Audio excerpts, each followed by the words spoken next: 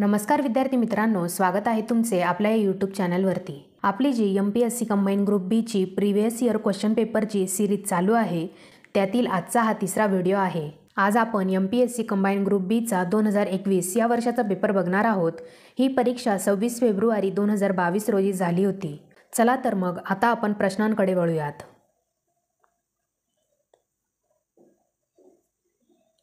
प्रश्न पहिला आहे, खालील विधाने विचारात घ्या। विधाने दिलेली आहे, सरपंचाचे ज्याची निवड ग्रामपंचायतीच्या सभासदांकडून झालेली आहे अथवा उपसरपंचाचे रिक्त राजीनाम्यामुळे झालेले पद ते रिक्त झाल्याच्या दिनांकापासून 30 दिवसांच्या आत भरले पाहिजे। दुसरे विधान आहे, थेट जनतेमार्फत निवडलेल्या सरपंचाचे रिक्त झालेले पद ते रिक्त झाल्याच्या दिनांकापासून 3 महिन्यांच्या आत भरले पाहिजे। तिसरे विधान आहे, ग्रामपंचायतीच्या ज्या सदस्याचे पद सतत ग्रामपंचायतीच्या सभेला गैरहजर राहण्याच्या कारणास्तव रिकामे झाले असेल तर तो पुन्हा निवडून येण्यास पात्र नसतो। तर यावरून आपल्याला विचारले आहे की वरीलपैकी कोणते विधान बरोबर आहे। तर या प्रश्नाचे योग्य उत्तर आहे पर्याय क्रमांक 1 फक्त म्हणजेच सरपंचाचे ज्याची निवड ग्रामपंचायतीच्या सभासदांकडून झालेली आहे अथवा उपसरपंचाचे रिक्त राजीनाम्यामुळे झालेले पद ते रिक्त झाल्याच्या दिनांकापासून 30 दिवसांच्या आत भरले गेले पाहिजे, हे विधान बरोबर आहे। पुढील प्रश्न बघूयात। प्रश्न क्रमांक 2 आहे, महाराष्ट्र ग्रामपंचायत अधिनियमातील ग्रामविकास समित्या संबंधीच्या तरतुदीबाबत खालील विधाने विचारात घ्या। विधाने दिलेली आहे, ग्रामविकास समितीतील सदस्यांची एकूण संख्या 7 पेक्षा कमी नसेल आणि 17 पेक्षा जास्त नसेल। दुसरे विधान आहे, ग्रामविकास समितीतील सदस्यांपैकी 1/3पेक्षा कमी नसतील इतके सदस्य ग्रामपंचायतीच्या सदस्यांमधील असतील। तिसरे विधान आहे, तिच्या सदस्यांपैकी 1/2पेक्षा कमी नसतील इतके सदस्य महिला असतील। चौथे विधान आहे, उपसरपंच हा तिचा पदसिद्ध अध्यक्ष असेल। व 5वे विधान आहे, ग्रामसेवक हा तिचा पदसिद्ध सदस्य सचिव असेल। तर या प्रश्नाचे योग्य उत्तर आहे पर्याय क्रमांक 2 फक्त ब, क आणि ई म्हणजेच ग्रामविकास समितीतील सदस्यांपैकी 1/3पेक्षा कमी नसतील इतके सदस्य ग्रामपंचायतीच्या सदस्यांमधील असतील। दुसरे आहे, तिच्या सदस्यांपैकी 1/2पेक्षा कमी नसतील इतके सदस्य महिला असतील। व तिसरे आहे, ग्रामसेवक हा तिचा पदसिद्ध सदस्य सचिव असेल। व हे तीनही विधाने ग्रामविकास समिती संबंधीच्या तरतुदीबाबत बरोबर आहेत। पुढील प्रश्न बघूयात। प्रश्न क्रमांक 3 आहे, सरकार या आयोग डॅश यासाठी अनुकूल होते। पर्याय दिलेले आहेत, राज्यपाल पद रद्द करावे। दुसरा पर्याय आहे, अखिल भारतीय सेवा रद्द कराव्यात। तिसरा पर्याय आहे, आंतरराज्य परिषद रद्द करावी। व चौथे पर्याय आहे, वरीलपैकी एकही नाही। तर या प्रश्नाचे योग्य उत्तर आहे पर्याय क्रमांक 4 वरीलपैकी एकही सरकारी आयोगासाठी अनुकूल नव्हते। पुढील प्रश्न बघूयात। प्रश्न क्रमांक 4 आहे, राज्याच्या महाधिवक्त्यासंबंधी खालीलपैकी कोणते विधान बरोबर आहे। विधाने दिलेली आहे, तो राज्याच्या मंत्री परिषदेची इच्छा असेपर्यंत आपल्या पदावर राहू शकतो। दुसरे विधान आहे, त्याचे मानधन राज्य विधिमंडळाद्वारे निश्चित केले जाते। तिसरे विधान आहे, तो राज्य शासनाविरुद्ध असलेल्या खटल्यात खाजगी पक्षकारासाठी वकील म्हणून उभा राहू शकतो। व चौथे विधान आहे, वरीलपैकी एकही नाही। तर या प्रश्नाचे योग्य उत्तर आहे पर्याय क्रमांक 4 वरीलपैकी एकही विधान बरोबर नाही। पुढील प्रश्न बघूयात। प्रश्न क्रमांक 5 आहे, या ठिकाणी विधान व त्याचे कारण दिले आहे। विधान दिलेले आहे, संसदीय पद्धतीमध्ये प्रशासनावरील कायदेमंडळाचे नियंत्रण अध्यक्षीय पद्धतीपेक्षा भिन्न असते। व त्याचे कारण दिलेले आहे, प्रशासनावर कायदेमंडळाचे नियंत्रण हे लोकसत्ताक शासनाचे महत्त्वाचे वैशिष्ट्य आहे। या प्रश्नाचे योग्य उत्तर आहे पर्याय क्रमांक 2 म्हणजेच अ आणि ब दोन्हीही बरोबर आहे, परंतु ब हे अ चे योग्य स्पष्टीकरण नाही। पुढील प्रश्न बघूयात। प्रश्न क्रमांक 6 आहे, अर्थविधेयकाबाबतीत खालीलपैकी कोणते विधान बरोबर आहेत। विधाने दिलेली आहे, ते मंत्री किंवा खाजगी सदस्य मांडू शकतो। दुसरे विधान आहे, ते राज्यपालांच्या शिफारशीशिवाय मांडता येत नाही। तिसरे विधान आहे, एखादे विधेयक अर्थविधेयक आहे किंवा नाही असा प्रश्न उपस्थित झाल्यास राज्यपालांचा निर्णय अंतिम असतो। व चौथे विधान आहे, जर दोन्ही सभागृहांमध्ये अर्थविधेयकाबाबत पेच निर्माण झाल्यास राज्यपाल विधानसभा आणि विधान परिषदेची संयुक्त बैठक बोलावू शकतात। तर या प्रश्नाचे योग्य उत्तर आहे पर्याय क्रमांक 2 फक्त ब म्हणजेच अर्थविधेयक हे राज्यपालांच्या शिफारशीशिवाय मांडता येत नाही व हे विधान बरोबर आहे. पुढील प्रश्न बघूयात. प्रश्न क्रमांक 7 आहे, भारतीय संसदेला राज्यसूचीतील कोणत्याही विषयाबाबत राष्ट्रीय हितासाठी कायदा करण्याचा अधिकार आहे जर तत्संबंधी डॅशने ठराव मंजूर केला तर. विधाने दिलेले आहे, लोकसभेने तिच्या एकूण सदस्य संख्येच्या बहुमताने. दुसरे विधान आहे, लोकसभेने तिच्या एकूण सदस्य संख्येच्या 2/3पेक्षा कमी नाही इतक्या बहुमताने. तिसरे विधान आहे, राज्यसभेने तिच्या एकूण सदस्य संख्येच्या बहुमताने. चौथे विधान आहे, राज्यसभेने हजर राहून मतदान करणाऱ्या 2/3 सदस्य संख्येपेक्षा कमी नाही इतक्या बहुमताने. तर या प्रश्नाचे योग्य उत्तर आहे पर्याय क्रमांक 4, राज्यसभेने हजर राहून मतदान करणाऱ्या 2/3 सदस्य संख्येपेक्षा कमी नाही इतक्या बहुमताने ठराव मंजूर केला तर भारतीय संसदेला राज्यसूचीतील कोणत्याही विषयाबाबत राष्ट्रीय हितासाठी कायदा करण्याचा अधिकार आहे. पुढील प्रश्न बघूयात. प्रश्न क्रमांक 8 आहे, महाराष्ट्राच्या संदर्भात खालील विधाने विचारात घ्या. विधाने दिलेली आहे, जिल्हा परिषदेची बैठक जेव्हा आवश्यक असेल तेव्हा भरविता येईल, परंतु मागील बैठक आणि पुढील बैठकीच्या तारखेत 1 महिन्यापेक्षा जास्त अंतर नसावे. दुसरे विधान आहे, जिल्हा परिषद अध्यक्ष 1/5पेक्षा कमी नाही इतक्या सदस्यांच्या लेखी विनंतीनुसार विशेष बैठक बोलावू शकतात. तिसरे विधान आहे, प्रत्येक बैठकीचे अध्यक्षस्थान अध्यक्षाने आणि त्याच्या अनुपस्थितीमध्ये उपाध्यक्षाने भूषविले पाहिजे. चौथे विधान आहे, अध्यक्ष आणि उपाध्यक्ष यांच्या अनुपस्थितीमध्ये बैठकीचे अध्यक्षस्थान विषय समितीचा सभापती भूषविल. व यावरून विचारले आहे की वरीलपैकी कोणते विधान बरोबर आहे. हा प्रश्न आयोगाने रद्द केला आहे. पुढील प्रश्न बघूयात. प्रश्न क्रमांक 9 आहे, सर्वसाधारणपणे राज्याच्या उच्च न्यायालयामध्ये मुख्य न्यायाधीश आणि डॅश यांचा समावेश असतो. पर्याय दिलेले आहे, इतर 9 न्यायाधीशांचा, राज्यपाल ठरविल इतके इतर न्यायाधीशांचा, संसद ठरविल इतके इतर न्यायाधीशांचा व चौथा पर्याय आहे, राष्ट्रपती ठरवेल इतके इतर न्यायाधीशांचा. तर या प्रश्नाचे योग्य उत्तर आहे पर्याय क्रमांक 4, राष्ट्रपती ठरवेल इतके इतर न्यायाधीशांचा. सर्वसाधारणपणे राज्याच्या उच्च न्यायालयामध्ये मुख्य न्यायाधीश आणि राष्ट्रपती ठरवेल इतके इतर न्यायाधीशांचा समावेश असतो. पुढील प्रश्न बघूयात. प्रश्न क्रमांक 10 आहे, राज्यघटना निर्मितीची जबाबदारी व कार्ये पार पाडण्यासाठी घटना समितीने विविध समित्या स्थापन केल्या होत्या. त्यात कार्यपद्धतीविषयक नियम समितीचे अध्यक्ष म्हणून खालीलपैकी कोणी काम केले. पर्याय दिलेले आहे, doctor B.R. Ambedkar, Alladi Krishnaswami Iyer, doctor Rajendra Prasad, doctor K.M. Munshi. तर या प्रश्नाचे योग्य उत्तर आहे पर्याय क्रमांक 3, डॉक्टर राजेंद्र प्रसाद. राज्यघटना निर्मितीची जबाबदारी व कार्य पार पाडण्यासाठी घटना समितीने विविध समित्या स्थापन केल्या होत्या. त्यात कार्यपद्धतीविषयक नियम समितीचे अध्यक्ष म्हणून डॉक्टर राजेंद्र प्रसाद यांनी काम केले. पुढील प्रश्न बघूयात. प्रश्न क्रमांक 11 आहे, जोड्या लावा. एका बाजूला दिलेले आहे, बाळशास्त्री जांभेकर, गोपाळ हरी देशमुख, महात्मा ज्योतिबा फुले, महर्षी धोंडो केशव कर्वे. व दुसऱ्या बाजूला दिलेले आहे, विधवागृहाची स्थापना, स्त्री शिक्षणाचे पहिले पुरस्कर्ते, पुनर्विवाह उत्तेजक मंडळे, अनाथ बालकाश्रम. तर या प्रश्नाचे योग्य उत्तर आहे पर्याय क्रमांक 2, म्हणजेच बाळशास्त्री जांभेकर हे स्त्री शिक्षणाचे पहिले पुरस्कर्ते होते. गोपाळ हरी देशमुख हे पुनर्विवाह उत्तेजक मंडळी यामध्ये सामील होते. महात्मा ज्योतिबा फुले हे अनाथ बालकाश्रमाशी संबंधित होते व महर्षी धोंडो केशव कर्वे यांनी विधवागृहाची स्थापना केली होती. पुढील प्रश्न बघूयात. प्रश्न क्रमांक 12 आहे, 1932 साली भारतीय उद्योजकांनी पहिली विमान कंपनी सुरू केली. पर्याय दिलेले आहे, Indian national airways, Tata airways limited, imperial airways, Indian transcontinental airways limited. हा प्रश्न आयोगाने रद्द केला आहे. पुढील प्रश्न बघूयात.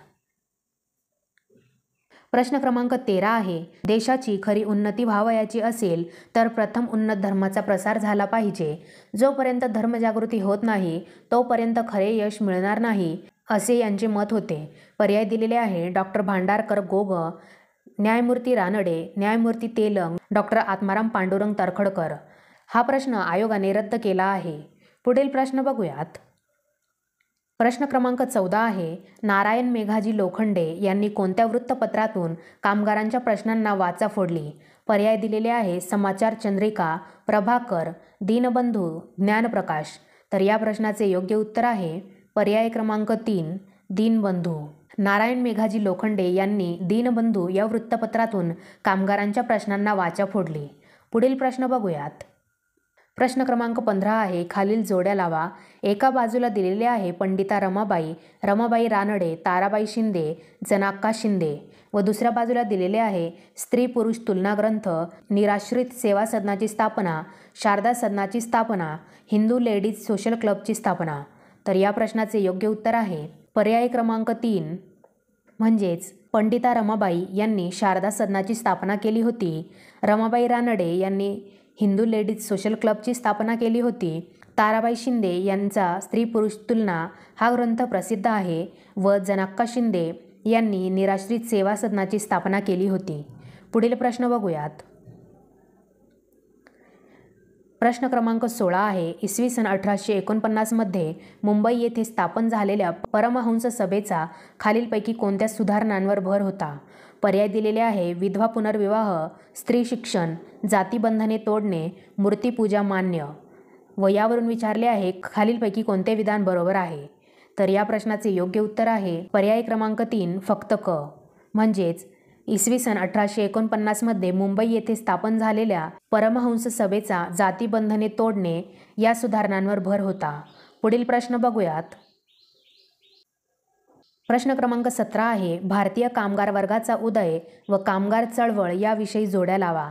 एका बाजूला दिलेले आहे नारायण मेघाजी लोखंडे, महात्मा गांधी, B.P. वाडिया, लाला लजपत राय व दुसऱ्या बाजूला दिलेले आहे ऑल इंडिया ट्रेड युनियन काँग्रेसचे पहिले अध्यक्ष, मद्रास लेबर युनियन या कामगार संघटनेची स्थापना, अहमदाबाद टेक्स्टाईल लेबर असोसिएशनची स्थापना, दीनबंधू वृत्तपत्रातून कामगारांचे प्रश्न मांडले.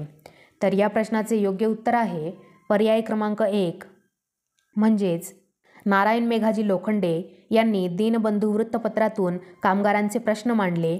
महात्मा गांधी यांनी अहमदाबाद टेक्स्टाईल लेबर असोसिएशनची स्थापना केली. B.P. वाडिया यांनी मद्रास लेबर युनियन या कामगार संघटनेची स्थापना केली व लाला लजपत राय हे ऑल इंडिया ट्रेड युनियन काँग्रेसचे पहिले अध्यक्ष होते. पुढील प्रश्न बघूयात. प्रश्न क्रमांक 18 आहे, वसाहतवादाचे भारतीयांच्या जीवनावर झालेले परिणामासंबंधित खालील विचार विधाने कोणी मांडले?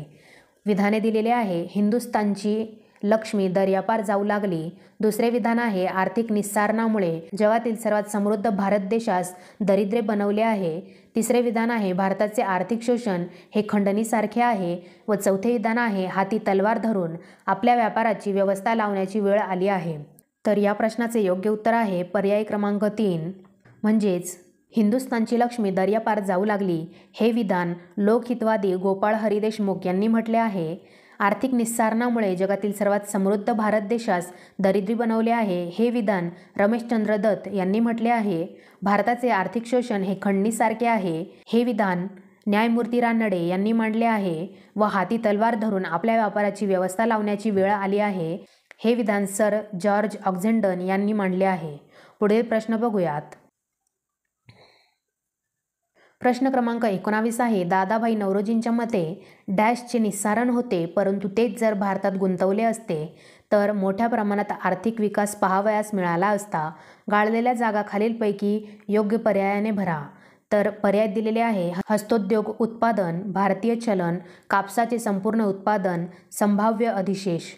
तर या प्रश्नाचे योग्य उत्तर आहे पर्याय क्रमांक 4 संभाव्य अधिशेष. दादाभाई नौरोजींच्या मते संभाव्य अधिशेषचे निस्सारण होते परंतु तेच जर भारतात गुंतवले असते तर मोठ्या प्रमाणात आर्थिक विकास पाहावयास मिळाला असता. पुढील प्रश्न बघूयात. प्रश्न क्रमांक 20 आहे, ब्रिटिश काळात शेतीच्या व्यापारीकरणामुळे पुढीलपैकी कोणत्या पिकाच्या उत्पादनात वाढ झाली? पर्याय दिलेले आहे चहा व गहू, ऊस कापूस, ताग व नीळ, तंबाखू अफू व यावरून विचारले आहे कोणते विधान बरोबर आहे? तर या प्रश्नाचे योग्य उत्तर आहे पर्याय क्रमांक 3 ब, क आणि ड. म्हणजेच ब्रिटिश काळात शेतीच्या व्यापारीकरणामुळे ऊस कापूस, ताग नीळ व तंबाखू व अफू या पिकाच्या उत्पादनात वाढ झाली. पुढील प्रश्न बघूयात. प्रश्न क्रमांक 21 आहे, पंडिता रमाबाईंना ब्रिटिश सरकारने कोणता किताब दिला होता? पर्याय दिलेले आहे Kaisar e Hind, Kaisar e Hindu, Kaisar e lady, Indian super lady. तर या प्रश्नाचे योग्य उत्तर आहे पर्याय क्रमांक 1 कैसर ए हिंद. पंडिता रमाबाईंना ब्रिटिश सरकारने केसर-ए-हिंद हा किताब दिला होता? पुढील प्रश्न बघूयात. प्रश्न क्रमांक 22 आहे, आदिवासी शेतकऱ्यांच्या क्रांतीचा पहिला नायक कोण होता? पर्याय दिलेले आहे बाबा भांड, बिजनिया, कजर सिंग, तंट्या भिल व यावरून विचारले आहे खालीलपैकी कोणते विधान बरोबर आहे? तर या प्रश्नाचे योग्य उत्तर आहे पर्याय क्रमांक 4 फक्त ड, म्हणजेच आदिवासी शेतकऱ्यांच्या क्रांतीचा पहिला नायक तंट्या भिल हा होता. पुढील प्रश्न बघूयात. प्रश्न क्रमांक 23 आहे, नागरी उठावांची सुरुवात खालीलपैकी कोणत्या प्रदेशातून झाली? पर्याय दिलेले आहे पंजाब आणि सिंध, महाराष्ट्र आणि कर्नाटक, आंध्र प्रदेश आणि ओरिसा, बंगाल आणि बिहार. तर या प्रश्नाचे योग्य उत्तर आहे पर्याय क्रमांक 4 बंगाल आणि बिहार. नागरी उठावांची सुरुवात बंगाल आणि बिहार या प्रदेशातून झाली. पुढील प्रश्न बघूयात. प्रश्न क्रमांक 24 आहे, खालील विवरणावरून स्त्रीमुक्तीसाठी कोणी कार्य केले ते ओळखा. विधाने दिलेली आहे. शारदा या लोकप्रिय नाटकात बालविवाहाचा प्रश्न मांडला. हंटर कमिशन पुढे स्त्री शिक्षणाची स्थिती आकडेवारीसह प्रभावीपणे मांडली. विधवा स्त्रियांच्यासाठी शारदाश्रम ही संस्था स्थापन केली. माझे पुराण हे आत्मचरित्र लिहिले. हा प्रश्न आयोगाने रद्द केला आहे. पुढील प्रश्न बघूयात. प्रश्न क्रमांक 25 आहे, 1857च्या उठावाविषयी खालीलपैकी कोणते विधाने बरोबर आहेत? विधाने दिलेली आहे. भोरचे पंत सचिव चिमणाजी रघुनाथ प्रथम यांनी रंगो बापूजी गुप्ते यांना विश्वासघाताने इंग्रजांच्या हवाली केले. दुसरे विधान आहे, नागपूरच्या भोसले घराण्यातील राणी बाकाबाई यांनी बंडवाल्यांना पाठिंबा दिला. तिसरे विधान आहे, कोल्हापूरच्या छत्रपतींच्या घराण्यातील चिमासाहेब उठावात सामील झाले. चौथे विधान आहे, रंगो बापूजी गुप्तेंचे चिरंजीव सीताराम पंत व सावंतवाडीचे रामजी शिरसाळ यांनीही उठाव केला. तर या प्रश्नाचे योग्य उत्तर आहे पर्याय क्रमांक 3 अ, क आणि ड, म्हणजेच भोरचे पंत सचिव चिमणाजी रघुनाथ प्रथम यांनी रंगो बापूजी गुप्ते यांना विश्वासघाताने इंग्रजांच्या हवाली केले. कोल्हापूरच्या छत्रपतींच्या घराण्यातील चिमासाहेब उठावात सामील झाले व रंगो बापूजी गुप्तेंचे चिरंजीव सीताराम पंत व सावंतवाडीचे रामजी शिरसाळ यांनीही उठाव केला. हे तीनही विधाने 1857च्या उठावाविषयी बरोबर आहेत. पुढील प्रश्न बघूयात. प्रश्न क्रमांक 26 आहे, भारतातील सर्वात लांब राष्ट्रीय महामार्ग डॅश आहे? पर्याय दिलेले आहेत NH44, NH01, NH48, NH06. तर या प्रश्नाचे योग्य उत्तर आहे पर्याय क्रमांक 1 NH44. भारतातील सर्वात लांब राष्ट्रीय महामार्ग NH44 हा आहे. पुढील प्रश्न बघूयात. प्रश्न क्रमांक 27 आहे, औद्योगिक विभाग आणि औद्योगिक क्षेत्र यांच्या जोड्या लावा. औद्योगिक विभाग दिलेले आहे नाशिक, कोल्हापूर, नागपूर, औरंगाबाद व क्षेत्र दिलेले आहे बुटिबोरी, शेंद्रा, विंचूर, हुपरी. तर या प्रश्नाचे योग्य उत्तर आहे पर्याय क्रमांक 4, म्हणजेच नाशिक या औद्योगिक विभागामध्ये विंचूर हे औद्योगिक क्षेत्र आहे. कोल्हापूर या औद्योगिक विभागामध्ये हुपरी हे औद्योगिक क्षेत्र आहे. नागपूर या औद्योगिक विभागामध्ये बुटिबोरी हे औद्योगिक क्षेत्र आहे व औरंगाबाद या औद्योगिक विभागामध्ये शेंद्रा हे औद्योगिक क्षेत्र आहे. पुढील प्रश्न बघूयात. प्रश्न क्रमांक 28 आहे, औरंगाबाद औद्योगिक शहराची ठळक वैशिष्ट्ये. विधाने दिलेली आहे. सुनियोजित आणि हरितपट्टेयुक्त स्मार्ट शहर. औरिक हे संक्षिप्त रूप आहे. प्रकल्पातील एकूण गुंतवणूक 1000 कोटी रुपये व दिल्ली मुंबई औद्योगिक पट्ट्याचा कॉरिडॉरचा भाग आहे. तर या प्रश्नाचे योग्य उत्तर आहे पर्याय क्रमांक 4 अ, ब आणि ड हे विधाने बरोबर आहे. म्हणजेच औरंगाबाद औद्योगिक शहर हे सुनियोजित आणि हरितपट्टेयुक्त स्मार्ट शहर आहे. औरिक हे संक्षिप्त रूप आहे व दिल्ली मुंबई औद्योगिक पट्ट्याचा कॉरिडॉरचा हा एक भाग आहे. पुढील प्रश्न बघूयात. प्रश्न क्रमांक 29 आहे, सन 1981 ते 2011 या कालावधीतील भारतीय लोकसंख्या वाढ आणि कालसापेक्ष बदल कोणती लोकसंख्या संक्रमण अवस्था दर्शविते? पर्याय दिलेले आहे. उच्च लोकसंख्या वाढीचा कालावधी, तरीही घटता कल, जलद लोकसंख्या वाढीचा कालावधी, लोकसंख्या वाढीतील सातत्य, स्थिर लोकसंख्या कालावधी. या प्रश्नाचे योग्य उत्तर आहे पर्याय क्रमांक 1 उच्च लोकसंख्या वाढीचा कालावधी, तरीही घटता कल. सन 1981 ते 2011 या कालावधीतील भारतीय लोकसंख्या वाढ आणि कालसापेक्ष बदल, उच्च लोकसंख्या वाढीचा कालावधी, तरीही घटता कल अशी लोकसंख्या संक्रमण अवस्था दर्शविते. पुढील प्रश्न बघूयात. प्रश्न क्रमांक 30 आहे, भारतीय मूलभूत रस्ते सांख्यिकी 2017 नुसार भारतातील कोणते राज्य राष्ट्रीय महामार्गाच्या लांबीमध्ये दुसऱ्या क्रमांकाचे राज्य आहे? पर्याय दिलेले आहे महाराष्ट्र, राजस्थान, मध्य प्रदेश, उत्तर प्रदेश. तर या प्रश्नाचे योग्य उत्तर आहे पर्याय क्रमांक 4, उत्तर प्रदेश. भारतीय मूलभूत रस्ते सांख्यिकी 2017 नुसार भारतातील उत्तर प्रदेश हे राज्य राष्ट्रीय महामार्गाच्या लांबीमध्ये दुसऱ्या क्रमांकाचे राज्य आहे. पुढील प्रश्न बघूयात. प्रश्न क्रमांक 31 आहे, खालीलपैकी कोणता प्रदेश भारतातील उच्च भूकंप तीव्रता विभाग दर्शवितो? पर्याय दिलेले आहे द्विकल्पीय विभाग, काश्मीर ते आसामपर्यंतचा हिमालयीन विभाग, मध्य विभाग, गंगेचे मैदान. तर या प्रश्नाचे योग्य उत्तर आहे पर्याय क्रमांक 2, काश्मीर ते आसामपर्यंतचा हिमालयीन विभाग. हा प्रदेश भारतातील उच्च भूकंप तीव्रता विभाग दर्शवितो. पुढील प्रश्न बघूयात. प्रश्न क्रमांक 32 आहे, 2011च्या जनगणनेप्रमाणे महाराष्ट्रातील नागरीकरणाबाबत कोणते वाक्य चुकीचे आहे? विधाने दिलेली आहे. नागरी लोकसंख्येची टक्केवारी 45.23 आहे. महाराष्ट्राचा नागरी लोकसंख्येत तिसरा क्रमांक लागतो. महाराष्ट्राची नागरी लोकसंख्या 50,08,27,500 इतकी आहे. महाराष्ट्रातील नंदुरबार जिल्ह्याची नागरीकरणाची पातळी सर्वात कमी आहे. हा प्रश्न आयोगाने रद्द केला आहे. पुढील प्रश्न बघूयात. प्रश्न क्रमांक 33 आहे, महाराष्ट्रातील जलसिंचन योजना व त्यांचे जिल्हे यांच्या योग्य जोड्या लावा. जिल्हे दिलेले आहे सातारा, नाशिक, नांदेड, यवतमाळ व जलसिंचन योजना दिलेल्या आहेत मुकणे, विष्णुपुरी, कन्हेर, बेमला. तर या प्रश्नाचे योग्य उत्तर आहे पर्याय क्रमांक 2, म्हणजेच साताऱ्यामध्ये कन्हेर ही जलसिंचन योजना आहे, नाशिकमध्ये मुकणे जलसिंचन योजना आहे, नांदेडमध्ये विष्णुपुरी जलसिंचन योजना आहे व यवतमाळमध्ये बेमला ही जलसिंचन योजना आहे. पुढील प्रश्न बघूयात. प्रश्न क्रमांक 34 आहे, भारतातील नैसर्गिक वायू आणि खनिज तेल उत्पादक राज्य म्हणजे डॅश. पर्याय दिलेले आहेत केरळ, हिमाचल प्रदेश, गोवा, आसाम. तर या प्रश्नाचे योग्य उत्तर आहे पर्याय क्रमांक 4, आसाम. भारतातील नैसर्गिक वायू आणि खनिज तेल उत्पादक राज्य म्हणजे आसाम. पुढील प्रश्न बघूयात. प्रश्न क्रमांक 35 आहे, खालीलपैकी कोणता पर्याय गोदावरी नदीच्या उपनद्यांचा लांबीनुसार चढता क्रम दर्शवितो? हा प्रश्न आयोगाने रद्द केला आहे. पुढील प्रश्न बघूयात. प्रश्न क्रमांक 36 आहे, मृदा निर्मितीवर आधारित महाराष्ट्राच्या मृदा वर्गीकरणाचा सखोल आणि शास्त्रीय अभ्यास सर्वप्रथम सन 1938 मध्ये कोणी केला? पर्याय दिलेले आहेत doctor D Smith, doctor Kellogg आणि डॉक्टर थॉर्प, डॉक्टर डॉक्युवेव, डॉक्टर बसू आणि डॉक्टर शिरूर. तर या प्रश्नाचे योग्य उत्तर आहे पर्याय क्रमांक 4, डॉक्टर बसू आणि डॉक्टर शिरूर. मृदा निर्मितीवर आधारित महाराष्ट्राच्या मृदा वर्गीकरणाचा सखोल आणि शास्त्रीय अभ्यास सर्वप्रथम सन 1938 मध्ये डॉक्टर बसू आणि डॉक्टर शिरूर यांनी केला. पुढील प्रश्न बघूयात. प्रश्न क्रमांक 37 आहे, महाराष्ट्रातील कोकण प्रादेशिक विभागातील मध्य कोकणमध्ये समाविष्ट होणाऱ्या खाड्या कोणत्या? तर या प्रश्नाचे योग्य उत्तर आहे पर्याय क्रमांक 2, राजापुरी, बाणकोट आणि केळशी खाडी. महाराष्ट्रातील कोकण प्रादेशिक विभागातील मध्य कोकणामध्ये राजापुरी, बाणकोट आणि केळशी खाडी या खाड्या आहेत. पुढील प्रश्न बघूयात. प्रश्न क्रमांक 38 आहे, लक्षद्वीप आणि मिनिकॉय बेटे विभक्त झाली आहेत. पर्याय दिलेले आहेत 8° चॅनलमुळे, 9° चॅनलमुळे, 10° चॅनलमुळे, 0° चॅनलमुळे. तर या प्रश्नाचे योग्य उत्तर आहे पर्याय क्रमांक 2, 9° चॅनलमुळे. लक्षद्वीप आणि मिनिकॉय ही बेटे 9° चॅनलमुळे विभक्त झाली आहेत. पुढील प्रश्न बघूयात.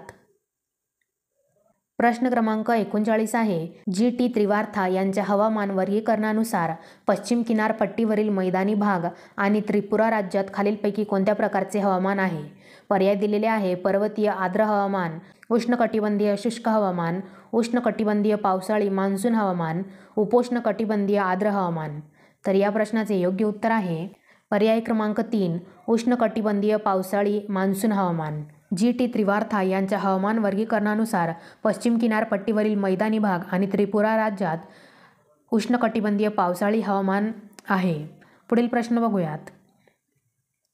प्रश्न क्रमांक 40 आहे, महाराष्ट्रात नैऋत्य मोसमी वाऱ्यापासून मिळणाऱ्या पावसाची टक्केवारी खालीलपैकी किती आहे? पर्याय दिलेले आहेत 58%, 65%, 85%, 95%. तर या प्रश्नाचे योग्य उत्तर आहे पर्याय क्रमांक 3 85%. महाराष्ट्रात नैऋत्य मोसमी वाऱ्यापासून मिळणाऱ्या पावसाची टक्केवारी 85% आहे. पुढील प्रश्न बघूयात. प्रश्न क्रमांक 41 आहे. 1995मध्ये बँक ग्राहकांच्या विवादांचे स्वस्त आणि जलद निपटारा करण्यासाठी डॅश सुरू करण्यात आला. पर्याय दिलेले आहेत विवेकपूर्ण नियम, ग्राहक सेवा समिती, बँकिंग लोकपाल योजना, आंतरराष्ट्रीय लेखा पद्धती.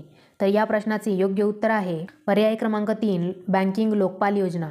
1995मध्ये बँक ग्राहकांच्या विवादांचे स्वस्त आणि जलद निपटारा करण्यासाठी बँकिंग लोकपाल योजना सुरू करण्यात आली. पुढील प्रश्न बघूयात. प्रश्न क्रमांक 42 आहे. खालील विधाने विचारात घ्या. विधाने दिलेली आहे. स्वातंत्र्यानंतर भारत सरकारने ऑगस्ट 1948मध्ये राष्ट्रीय उत्पन्न समितीची नियुक्ती केली.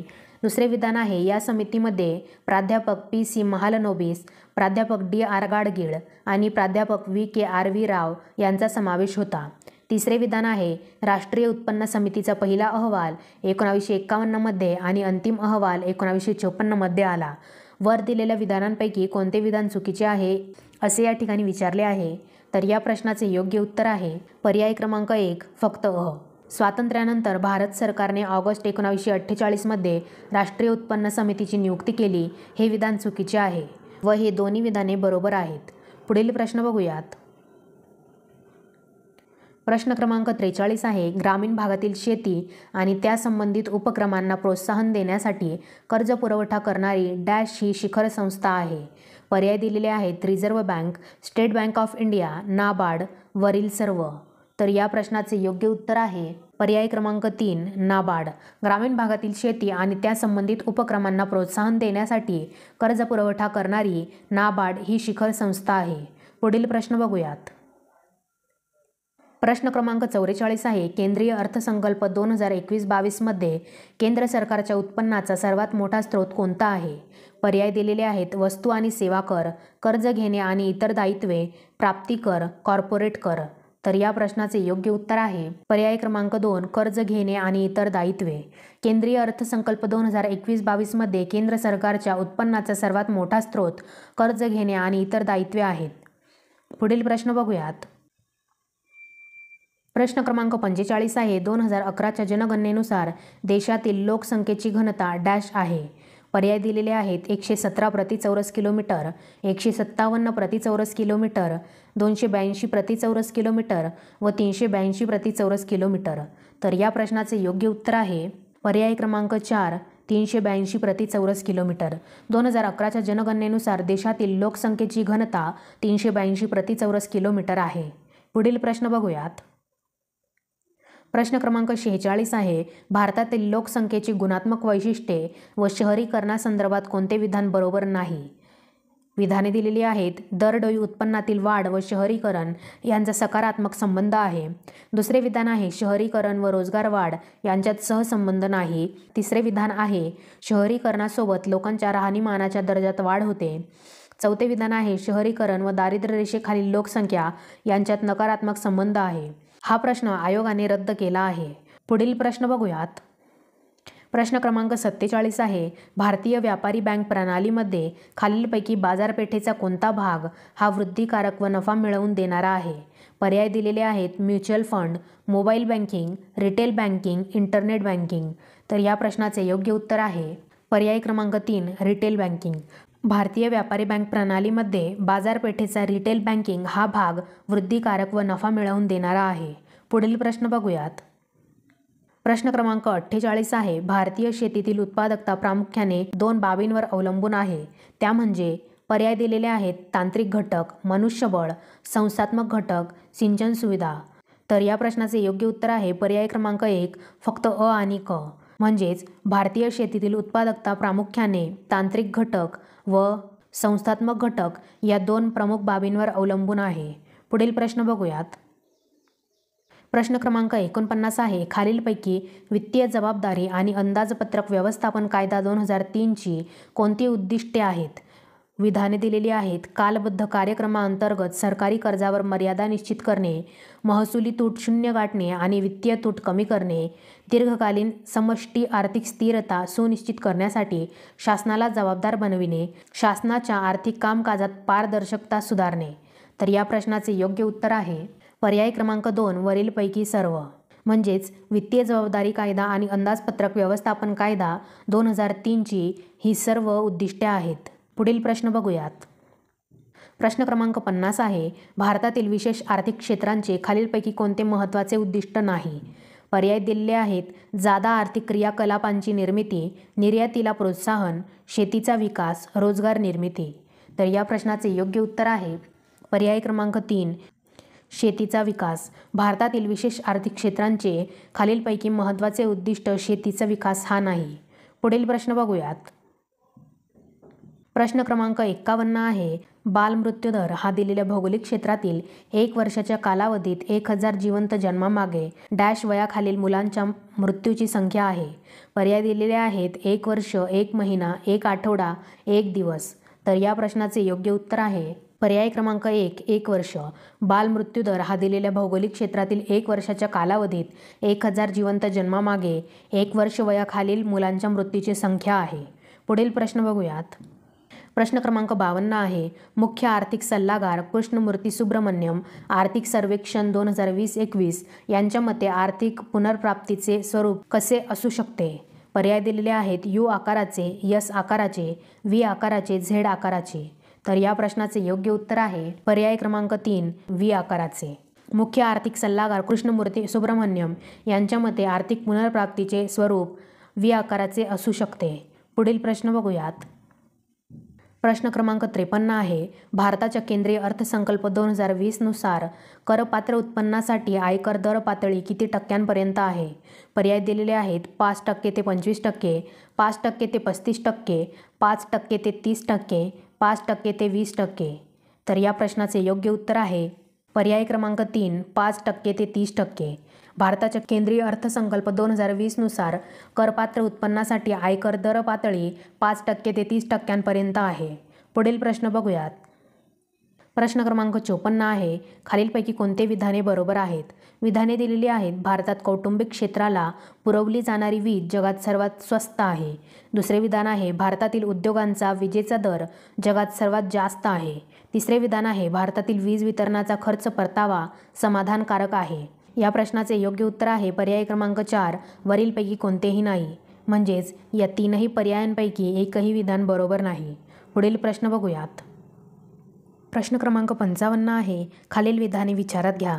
विधाने दिलेली आहेत. आंतरराष्ट्रीय व्यापार हा देशादेशातील वस्तू आणि सेवांच्या किमतीमधील फरकांवर आधारित आहे.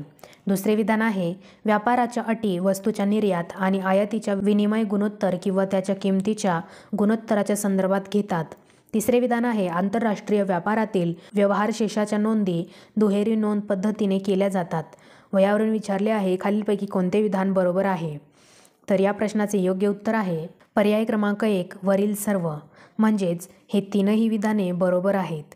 पुढील प्रश्न बघूयात. प्रश्न क्रमांक 56 आहे. 0.025 इलेक्ट्रॉन व्होल्ट ऊर्जा असलेला न्यूट्रॉन म्हणजे डॅश. पर्याय दिलेले आहेत. औष्णिक न्यूट्रॉन, एपिथर्मल न्यूट्रॉन, वेगवान न्यूट्रॉन, मंद न्यूट्रॉन. तर या प्रश्नाचे योग्य उत्तर आहे पर्याय क्रमांक 1 औष्णिक न्यूट्रॉन. 0.025 इलेक्ट्रॉन व्होल्ट ऊर्जा असलेला न्यूट्रॉन म्हणजे औष्णिक न्यूट्रॉन. पुढील प्रश्न बघूयात. प्रश्न क्रमांक 57 आहे. कमी तापमानाच्या वस्तूतून उच्च तापमानावरील वस्तूत उष्णता स्थानांतरण डॅश. पर्याय दिलेले आहेत. अशक्य आहे, दोन्ही वस्तू संपर्कात ठेवून शक्य आहे, काही बाह्य कार्य करून ते शक्य आहे, यापैकी नाही. तर या प्रश्नाचे योग्य उत्तर आहे पर्याय क्रमांक 3 काही बाह्य कार्य करून ते शक्य आहे. कमी तापमानाच्या वस्तूतून उच्च तापमानावरील वस्तूत उष्णता स्थानांतरण काही बाह्य कार्य करून ते शक्य आहे. पुढील प्रश्न बघूयात. प्रश्न क्रमांक 58 आहे. ध्वनीची कमीत कमी श्रवणीय वारंवारता म्हणजे? पर्याय दिलेले आहेत. श्रवणक्षमतेची आरंभ तीव्रता, ध्वनी श्रवणक्षमतेची न्यूनतम मर्यादा, ध्वनी श्रवणक्षमतेची उच्चतम मर्यादा, वरीलपैकी नाही. तर या प्रश्नाचे योग्य उत्तर आहे पर्याय क्रमांक 2 ध्वनी श्रवणक्षमतेची न्यूनतम मर्यादा. ध्वनीची कमीत कमी श्रवणीय वारंवारता म्हणजे ध्वनी श्रवण क्षमतेची न्यूनतम मर्यादा. पुढील प्रश्न बघूयात. प्रश्न क्रमांक 59 आहे. हिरा डॅश आहे. पर्याय दिलेले आहेत. धात्विक स्फटिक, सहसंयोजी स्फटिक, आयनी स्फटिक, रेणू स्फटिक. तर या प्रश्नाचे योग्य उत्तर आहे पर्याय क्रमांक 2 सहसंयोजी स्फटिक. हिरा सहसंयोजी स्फटिक आहे. पुढील प्रश्न बघूयात. प्रश्न क्रमांक 60 आहे. डॅश मिश्र धातूचे उच्च सामर्थ्य ते वजन गुणोत्तर प्रामुख्याने विमान आणि ऑटोमोबाईल उद्योगांमध्ये वापर करण्याची शिफारस करतात. पर्याय दिलेले आहेत. हलक्या स्टीलच्या, हलक्या टिटॅनियमच्या, हलक्या तांब्याच्या, हलक्या ॲल्युमिनियमच्या. तर या प्रश्नाचे योग्य उत्तर आहे पर्याय क्रमांक 4 हलक्या ॲल्युमिनियमच्या. हलक्या ॲल्युमिनियमच्या मिश्र धातूचे उच्च सामर्थ्य ते वजन गुणोत्तर प्रामुख्याने विमान आणि ऑटोमोबाईल उद्योगांमध्ये वापर करण्याची शिफारस करतात. पुढील प्रश्न बघूयात. प्रश्न क्रमांक 61 आहे. खालच्या वातावरणात हायड्रोकार्बन आणि नायट्रोजन ऑक्साईड यामध्ये अभिक्रिया होऊन धुआर तयार होतो. याच अनोन्य क्रियेत डॅश हे दुय्यम उत्पाद असतात. पर्याय दिलेले आहेत. फक्त ओझोन आणि अल्डिहाइड, फक्त अल्डिहाइड आणि कीटोन, फक्त aldehyde, ketone, peroxyacyl nitrate, ozone, aldehyde, ketone, peroxyacyl nitrate. तर या प्रश्नाचे योग्य उत्तर आहे पर्याय क्रमांक 4 ozone, aldehyde, ketone, peroxyacyl nitrate. खालच्या वातावरणात हायड्रोकार्बन आणि नायट्रोजन ऑक्साईड यामध्ये अभिक्रिया होऊन धुआर तयार होतो. याच अनोन्य क्रियेत ozone, aldehyde, ketone, peroxyacyl nitrate हे दुय्यम उत्पाद असतात. पुढील प्रश्न बघूयात. प्रश्न क्रमांक 62 आहे. अमिबा हा प्रोटोझोअन प्राणी आहे कारण पर्याय दिलेले आहेत. एक पेशीय प्राणी ज्यामध्ये ऊती आणि अवयव नाहीत. सर्व प्राण्यांमध्ये प्राचीन व सामान्य प्राणी. छद्मपादाचा वापर हालचालीसाठी करतो. अंगावर छिद्र असलेला प्राणी. वयावरून विचारले आहे. खालीलपैकी कोणते विधान बरोबर आहेत? तर या प्रश्नाचे योग्य उत्तर आहे पर्याय क्रमांक 3 अ, ब आणि क. म्हणजेच अमिबा हा प्रोटोझोअन प्राणी आहे कारण हा एक पेशीय प्राणी ज्यामध्ये ऊती आणि अवयव नाहीत.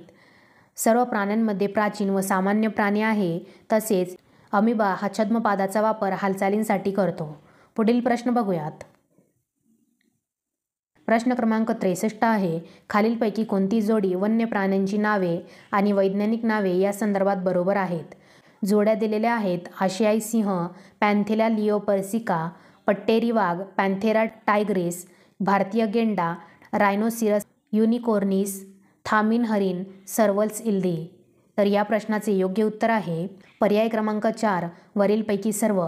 म्हणजेच आशियाई सिंह याचे वैज्ञानिक नाव आहे पॅन्थेरा लिओपर्सिका, पट्टेरी वाघ याचे वैज्ञानिक नाव आहे पॅन्थेरा टायग्रिस, भारतीय गेंडा याचे वैज्ञानिक नाव आहे रायनोसिरस युनिकॉर्निस, थामिन हरिण याचे वैज्ञानिक नाव आहे सर्वस इल्दी. पुढील प्रश्न बघूयात. प्रश्न क्रमांक 64 आहे. खालीलपैकी कोणत्या प्राणी समूहाने प्रथमतः जमिनीवर जीवनाचा अवलंब केला? पर्याय दिलेले आहेत. सरपटणारे प्राणी, उभयचर प्राणी, सस्तन प्राणी, पक्षी, उडणारे प्राणी. तर या प्रश्नाचे योग्य उत्तर आहे पर्याय क्रमांक 4 फक्त ब. म्हणजेच उभयचर प्राण्यांनी समूहाने प्रथमतः जमिनीवर जीवनाचा अवलंब केला. पुढील प्रश्न बघूयात. प्रश्न क्रमांक 65 आहे. वनस्पतीची नैसर्गिक वर्गीकरण पद्धती कोणी शोधून काढली? पर्याय दिलेले आहेत. थिओफ्रास्ट, बेंथम व Hooker, Carl Linnaeus, G M. Smith. तर या प्रश्नाचे योग्य उत्तर आहे पर्याय क्रमांक 2 बेंथम व हुकर. वनस्पतीची नैसर्गिक वर्गीकरण पद्धती बेंथम व हुकर यांनी शोधून काढली. पुढील प्रश्न बघूयात. प्रश्न क्रमांक 66 आहे. खालीलपैकी कोणता कारक जीव गव्हावरील तांबेरा रोगासाठी कारणीभूत आहे?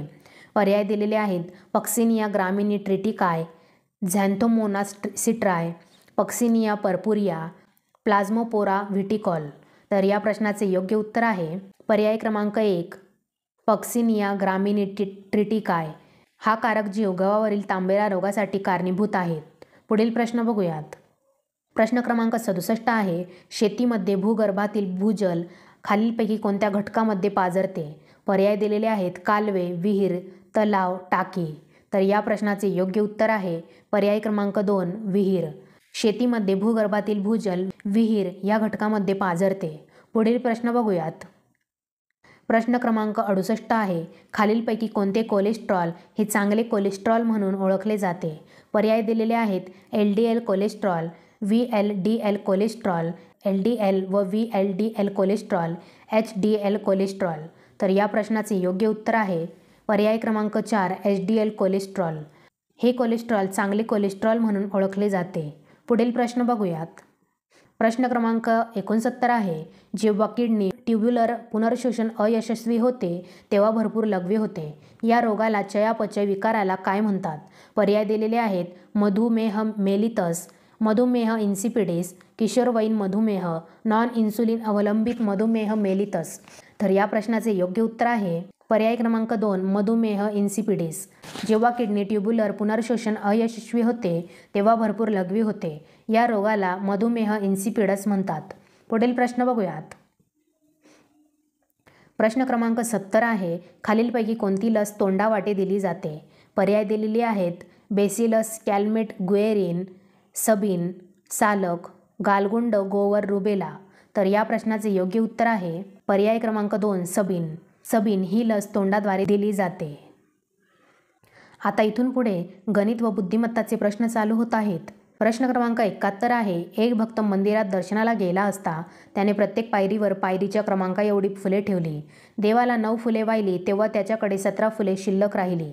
जर मंदिराला 24 पायऱ्या असतील तर त्या भक्ताजवळ किती फुले होती? गणिताचे प्रश्न तुम्ही स्वतः सोडवून त्याचे उत्तर काढू शकता. मी तुम्हाला गणिताच्या प्रश्नांचे डायरेक्ट उत्तर सांगणार आहे. तर या प्रश्नाचे योग्य उत्तर आहे पर्याय क्रमांक 4 326. पुढील प्रश्न बघूयात. प्रश्न क्रमांक 72 आहे, श्रीकांत मैदानात उत्तरेकडून तोंड करून उभा आहे. तो उजवीकडे वळतो आणि 30 किलोमीटर प्रवास करतो. नंतर तो डावीकडे वळतो आणि 20 किलोमीटर प्रवास करतो. पुन्हा तो उजवीकडे वळतो आणि 40 किलोमीटर प्रवास करतो. पुन्हा तो उजवीकडे वळतो आणि 35 किलोमीटर प्रवास करतो. तर आता त्याचे तोंड कोणत्या दिशेला आहे? हा बुद्धिमत्ता चाचणीचा प्रश्न आहे. बुद्धिमत्ता चाचणीचे प्रश्न देखील तुम्ही स्वतः सोडवून त्याचे उत्तर काढू शकता. याचे देखील मी तुम्हाला उत्तर सांगते. तर या प्रश्नाचे योग्य उत्तर आहे पर्याय क्रमांक 4 दक्षिण. पुढील प्रश्न बघूयात. प्रश्न क्रमांक 73 आहे, खालील प्रश्नात 5 विधाने दिलेली आहे. 3 विधाने विशिष्ट क्रमाने समाविष्ट करून अनेक पर्याय दिलेले आहेत. ज्या पर्यायात तिसरे विधान हे अगोदरच्या 2 विधानांवरून अनुमान दर्शविणारे आहे असा सप्रमाण पर्याय निवडा. विधाने दिलेली आहे, अमित मुलगा आहे, काही मुले क्रिकेट खेळत नाहीत, कोणतीही मुलगी क्रिकेट खेळत नाही, अमित क्रिकेट खेळतो, जे सर्व क्रिकेट खेळतात ती मुले आहेत. हा प्रश्न आयोगाने रद्द केला आहे. पुढील प्रश्न बघूयात. प्रश्न क्रमांक 74 आहे, एका 100 विद्यार्थ्यांच्या वर्गातील 40 विद्यार्थी गणितात उत्तीर्ण झाले आणि 60 विद्यार्थी इंग्रजीत उत्तीर्ण झाले. 8 विद्यार्थी गणित व इंग्रजी या दोन्ही विषयात अनुत्तीर्ण झाले. तर किती विद्यार्थी दोन्ही विषयात उत्तीर्ण झाले? तर या प्रश्नाचे योग्य उत्तर आहे पर्याय क्रमांक 3 8. पुढील प्रश्न बघूयात. प्रश्न क्रमांक 75 आहे, एका प्रतलात 8 बिंदू आहेत. त्यातील कोणतेही 3 बिंदू एकरेषीय नाहीत. एका वेळी 2 बिंदूंना जोडणाऱ्या रेषा काढल्या तर अशा किती रेषा काढता येतील? तर या प्रश्नाचे योग्य उत्तर आहे पर्याय क्रमांक 4 28. पुढील प्रश्न बघूयात. प्रश्न क्रमांक 76 हे एक गणितीय उदाहरण आहे. मी तुम्हाला याचे उत्तर सांगते. या प्रश्नाचे योग्य उत्तर आहे पर्याय क्रमांक 2 13 मिनिटे. पुढील प्रश्न बघूयात. प्रश्न क्रमांक 77 दिलेल्या शब्दांचे संच कोणत्या वेन आकृतीने दर्शवता येतील? या ठिकाणी दिलेले आहे शिक्षक, लेखक, विवाहित व्यक्ती. तर या प्रश्नाचे योग्य उत्तर आहे पर्याय क्रमांक 1. पुढील प्रश्न बघूयात. प्रश्न क्रमांक 78 आहे, जर A बरोबर 1, B बरोबर 2, C बरोबर 3, Z बरोबर 26 तर गॉडफादर हा शब्द कसा लिहाल?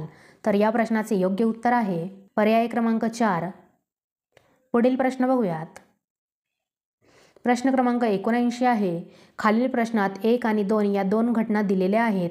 दोन्ही घटना काळजीपूर्वक वाचून त्यांच्यातील संबंधांचे स्वरूप ठरवा. 1 व 2 मध्ये दिलेली माहिती सत्य आहे असे गृहीत धरून अचूक उत्तर निश्चित करा. घटना दिलेल्या आहेत, श्रीहरी आगीत मारले गेले. दुसरी घटना आहे, कंपनीमध्ये आग लागली. तर या प्रश्नाचे योग्य उत्तर आहे पर्याय क्रमांक 4 वरीलपैकी एकही बरोबर नाही. पुढील प्रश्न बघूयात. प्रश्न क्रमांक 80 आहे, खालील संख्यांमधून विसंगत संख्या शोधा. तर या प्रश्नाचे योग्य उत्तर आहे पर्याय क्रमांक 3 324. पुढील प्रश्न बघूयात. प्रश्न क्रमांक 81 आहे, नीरजने एकूण 60 किलोमीटर अंतरापैकी पहिले 20 किलोमीटर अंतर ताशी 10 किलोमीटर वेगाने पार पाडले. पुढील 20 किलोमीटर अंतर ताशी 12 किलोमीटर वेगाने व राहिलेले 20 किलोमीटर अंतर ताशी 15 किलोमीटर वेगाने कापले. तर नीरजचा संपूर्ण 60 किलोमीटर अंतराच्या प्रवासातील सरासरी वेग किती? तर या प्रश्नाचे योग्य उत्तर आहे पर्याय क्रमांक 1 ताशी 12 किलोमीटर. पुढील प्रश्न बघूयात. प्रश्न क्रमांक 82 आहे, नेहा एक काम 6 दिवसात पूर्ण करते आणि रेखा तेच काम 18 दिवसात पूर्ण करते. जर त्या दोघींनी एकत्र काम केले तर त्यांना ते काम पूर्ण करण्यास किती दिवस लागतील? तर या प्रश्नाचे योग्य उत्तर आहे पर्याय क्रमांक 1 4.5. पुढील प्रश्न बघूयात. प्रश्न क्रमांक 83 आहे, एका रकमेचे 2 वर्षांचे सरळ व्याज व चक्रवाढ व्याज अनुक्रमे 1800 व 1890 आहे. तर ती रक्कम दशांश किती व्याज दराने ठेवली होती? तर या प्रश्नाचे योग्य उत्तर आहे पर्याय क्रमांक 1 10. पुढील प्रश्न बघूयात. प्रश्न क्रमांक 84 आहे, खालीलपैकी कोणता पर्याय हा उतरत्या क्रमाने लिहिलेला आहे? तर या प्रश्नाचे योग्य उत्तर आहे पर्याय क्रमांक 3. पुढील प्रश्न बघूयात. प्रश्न क्रमांक 85 आहे, बागेचे प्रवेश शुल्क 35% कमी केल्यामुळे येणाऱ्या प्रवाशांची संख्या 40% वाढली. तर प्रवेश शुल्कामुळे उत्पन्नात होणारा बदल हा? तर या प्रश्नाचे योग्य उत्तर आहे पर्याय क्रमांक 3 9% कमी झाला. पुढील प्रश्न बघूयात. प्रश्न क्रमांक 86 आहे, राष्ट्रीय गुन्हे नोंदणी विभागाच्या NCRD अहवालानुसार बालकांसंबंधी गुन्ह्यांची माहिती निम्नप्रमाणे आहे. विधाने दिलेली आहे. 2018 मध्ये दर दिवशी 109 बालकांचे लैंगिक शोषण. 2018 मध्ये अशा 39,827 घटना नोंदवल्या गेल्या. 2018 मध्ये बालिकांवर बलात्काराच्या 21,401 घटना घडल्या. बालकांवर अत्याचारांच्या सर्वाधिक 2,832 घटना महाराष्ट्रात घडल्या. 2018 नुसार वयावरून विचारले आहे कोणते विधान बरोबर आहे? तर या प्रश्नाचे योग्य उत्तर आहे पर्याय क्रमांक 4 वरीलपैकी सर्व विधाने बरोबर आहेत. राष्ट्रीय गुन्हे नोंदणी विभागाच्या अहवालानुसार बालकांसंबंधी गुन्ह्याची माहिती पुढील प्रमाणे आहे. 2018 मध्ये दर दिवशी 109 बालकांचे लैंगिक शोषण. 2018 मध्ये 39,827 घटना नोंदवल्या गेल्या. 2018 मध्ये बालिकांवरील बलात्काराच्या 21,401 घटना घडल्या. बालकांवर अत्याचारांच्या सर्वाधिक 2,832 घटना महाराष्ट्रात घडल्या. पुढील प्रश्न बघूयात. प्रश्न क्रमांक 87 आहे, एड्स नियंत्रण विभाग हा खालीलपैकी डॅशमध्ये विलीन करण्यात आला असून आता तो राष्ट्रीय एड्स नियंत्रण संघटना नाको म्हणून ओळखला जातो. पर्याय दिलेले आहेत. भारताची कुटुंब नियोजन संघटना, आरोग्य व कुटुंब कल्याण विभाग, राष्ट्रीय कुष्ठरोग निर्मूलन कार्यक्रम, राष्ट्रीय क्षयरोग नियंत्रण कार्यक्रम. तर या प्रश्नाचे योग्य उत्तर आहे पर्याय क्रमांक 2 आरोग्य व कुटुंब कल्याण विभाग. एड्स नियंत्रण विभाग हा आरोग्य व कुटुंब कल्याण विभाग यामध्ये विलीन करण्यात आला असून आता तो राष्ट्रीय एड्स नियंत्रण संघटना नाको म्हणून ओळखला जातो. पुढील प्रश्न बघूयात. प्रश्न क्रमांक 88 आहे, शाळा, महाविद्यालये, विद्यापीठ व शैक्षणिक आस्थापना तसेच नोंदणीकृत अशासकीय संस्थांनीही ऐतिहासिक ठिकाणे पाहता यावीत या उद्देशाने कारागृह पर्यटन उपक्रम राबविणारे भारतातील पहिले राज्य कोणते आहे? पर्याय दिलेले आहेत. राजस्थान, उत्तर प्रदेश, महाराष्ट्र, बिहार. तर या प्रश्नाचे योग्य उत्तर आहे पर्याय क्रमांक 3 महाराष्ट्र. शाळा, महाविद्यालये, विद्यापीठ व शैक्षणिक आस्थापना तसेच नोंदणीकृत अशासकीय संस्थांनीही ऐतिहासिक ठिकाणे पाहता यावीत या उद्देशाने कारागृह पर्यटन उपक्रम राबविणारे भारतातील महाराष्ट्र हे पहिले राज्य आहे. पुढील प्रश्न बघूयात. प्रश्न क्रमांक 89 आहे, निरीद्वारे सन्मानित दीनबंधू साहू यांचे कार्य खालीलप्रमाणे आहे. विधाने दिलेली आहेत. समुद्रीय शैवालवर फार्मिंग द ओशियन नावाचे पुस्तक, बायोडायव्हर्सिटी ऑफ लाईफ मेरी कॉमवर आधारित लघुपट, international society for energy environment and sustainability मध्ये शिष्यवृत्ती व संशोधन, चिल्का प्रकल्पाआधारे समुद्री शेतीचे प्रशिक्षण. वयावरून विचारले आहे खालीलपैकी कोणते विधान असत्य आहे? तर या प्रश्नाचे योग्य उत्तर आहे पर्याय क्रमांक 2 फक्त ब, म्हणजेच बायोडायव्हर्सिटी ऑफ लाईफ मेरी कॉमवर आधारित लघुपट हे विधान चुकीचे आहे. पुढील प्रश्न बघूयात. प्रश्न क्रमांक 90 आहे, GSAT-30ची खालीलपैकी कोणती वैशिष्ट्ये आहेत? विधाने दिलेली आहेत. वजन 3,357 किलोग्रॅम, उच्च गुणवत्तेची दूरदर्शन, दूरसंचार व प्रसारण सेवा देणार, 12C 12KU बँड ट्रान्सपोंडरने सुसज्ज, उच्च गुणवत्तेचा दळणवळण उपग्रह. तर या प्रश्नाचे योग्य उत्तर आहे पर्याय क्रमांक 4 वरीलपैकी सर्व. G-SAT-30 याचे वजन 3357 किलोग्राम आहे. उच्च गुणवत्तेची दूरदर्शन, दूरसंचार व प्रसारण सेवा देणार आहे. 12C 12KU बँड ट्रान्सपॉन्डरने हे सुसज्ज आहे. तसेच उच्च गुणवत्तेचा दळणवळण उपग्रह ही G-SAT-30ची वैशिष्ट्ये आहेत. पुढील प्रश्न बघूयात. प्रश्न क्रमांक 91 आहे. सोनाली नवांगुळ लिखित खालीलपैकी कोणत्या कादंबरीला 2021चा मराठी साहित्य अकादमी पुरस्कार मिळाला आहे? पर्याय दिलेले आहेत. स्वच्छंद, ड्रीम रनर, प्रकाश वाटा, मध्यरात्रीनंतरचे तास. तर या प्रश्नाचे योग्य उत्तर आहे पर्याय क्रमांक 4 मध्यरात्रीनंतरचे तास. सोनाली नवांगुळ लिखित मध्यरात्रीनंतरचे तास या कादंबरीला 2021चा मराठी साहित्य अकादमी पुरस्कार मिळाला आहे. पुढील प्रश्न बघूयात. प्रश्न क्रमांक 92 आहे. अर्थशास्त्रातील नोबेल पुरस्कार विजेते 2019 अभिजित बॅनर्जी यांचा आजवरचा जीवन प्रवास पुढील मुद्द्यांमध्ये दिला आहे. त्यांची पुनरुजळणी करून योग्य पर्याय निवडा. विधाने दिलेली आहेत. न्यूनतम आय योजना, न्याय या भारतातील दारिद्र्य निर्मूलन योजनेच्या निर्मितीत योगदान दिले. गरिबीचे अर्थशास्त्र या ग्रंथाचे लेखन. इन्फोसिस पुरस्कार मिळाला. प्रेसिडेन्सी कॉलेज कोलकाता येथून अर्थशास्त्राचे अध्ययन. तर या प्रश्नाचे योग्य उत्तर आहे पर्याय क्रमांक 3 अभिजित बॅनर्जी यांनी प्रेसिडेन्सी कॉलेज कोलकाता येथून अर्थशास्त्राचे अध्ययन केले. त्यानंतर त्यांना इन्फोसिस पुरस्कार मिळाला. त्यांनी गरिबीचे अर्थशास्त्र या ग्रंथाचे लेखन केले व न्यूनतम आय योजना या भारतातील दारिद्र्य निर्मूलन योजनेच्या निर्मितीमध्ये योगदान दिले. पुढील प्रश्न बघूयात. प्रश्न क्रमांक 93 आहे. 2021मध्ये लिओनेल मेस्सी याची खालीलपैकी कोणत्या पुरस्कारासाठी 7व्यांदा निवड झाली? पर्याय दिलेले आहेत. European golden shoe, world player of the year, world soccer player of the year, Ballon d'Or. तर या प्रश्नाचे योग्य उत्तर आहे पर्याय क्रमांक 4 बॅलन डी ओर. 2021मध्ये लिओनेल मेस्सी याची बॅलन डी ओर या पुरस्कारासाठी 7व्यांदा निवड झाली. पुढील प्रश्न बघूयात. प्रश्न क्रमांक 94 आहे. 75व्या स्वातंत्र्य दिनाच्या पूर्वसंध्येस शांती काळातील वीरतेचे अशोक चक्र पुरस्काराने कोणाला सन्मानित केले गेले? पर्याय दिलेले आहेत. ASI Baburam, police constable Altaf Hussain, lieutenant governor Girishchandra Murmu, मिझोरामचे राज्यपाल PS श्रीधरन पिल्लई. तर या प्रश्नाचे योग्य उत्तर आहे पर्याय क्रमांक 4 फक्त म्हणजेच 75व्या स्वातंत्र्य दिनाच्या पूर्वसंध्येस शांती काळातील वीरतेचे अशोक चक्र पुरस्काराने ASI बाबूराम यांना सन्मानित केले गेले. पुढील प्रश्न बघूयात. प्रश्न क्रमांक 95 आहे. खालील विधाने लक्षात घ्या. विधाने दिलेली आहेत. किवी हे भारतातील पहिले प्रमाणित सेंद्रिय फळ आहे. दुसरे विधान आहे. अरुणाचल प्रदेश हे किवी फळासाठी प्रमाणित सेंद्रिय फळाचा दर्जा प्राप्त करणारे देशातील पहिले राज्य आहे. वयावरून विचारले आहे की खालीलपैकी कोणते विधान बिनचूक आहे? तर या प्रश्नाचे योग्य उत्तर आहे पर्याय क्रमांक 3 अ आणि ब दोन्ही. म्हणजेच किवी हे भारतातील पहिले प्रमाणित सेंद्रिय फळ आहे. अरुणाचल प्रदेश हे किवी फळासाठी प्रमाणित सेंद्रिय फळाचा दर्जा प्राप्त करणारे देशातील पहिले राज्य आहे. ही दोन्ही विधाने बरोबर आहेत. पुढील प्रश्न बघूयात. प्रश्न क्रमांक 96 आहे. प्रधानमंत्री आवास योजना PMAU अंतर्गत 18 जानेवारी 2021 पर्यंत डॅश घरे मंजूर करण्यात आली होती. पर्याय दिलेले आहेत. 68.1 लाख, 128.8 लाख, 165.8 लाख, 109.2 लाख. तर या प्रश्नाचे योग्य उत्तर आहे पर्याय क्रमांक 4 109.2 लाख. पुढील प्रश्न बघूयात. प्रश्न क्रमांक 97 आहे. अवनी चतुर्वेदी, भावना कांत आणि मोहना सिंग यांनी भारतीय हवाई दलातील लढाऊ विमानाच्या पहिल्या महिला वैमानिक नियुक्त होऊन कोणत्या वर्षी इतिहास घडविला? पर्याय दिलेले आहेत. 2015, 2016, 2017, 2018.